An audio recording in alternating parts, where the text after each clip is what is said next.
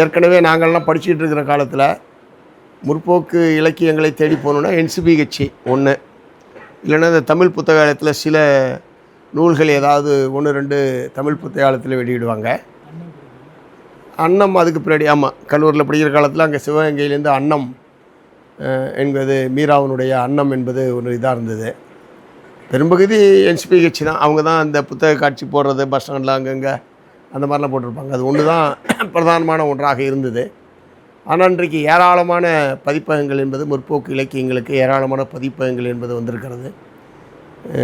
ஒப்பீட்டளவில் மிக அதிகமாக நம்முடைய முற்போக்கு பொது உடைமை கருத்துக்கள் அடங்கிய புத்தகங்கள் கிராமங்கள் வரைக்கும் இன்றைக்கு செல்லுகிறது என்று சொன்னால் அதில் மிக முக்கியமான ஒரு பங்கு பாரதி புத்தகாலயத்துக்கு உண்டு.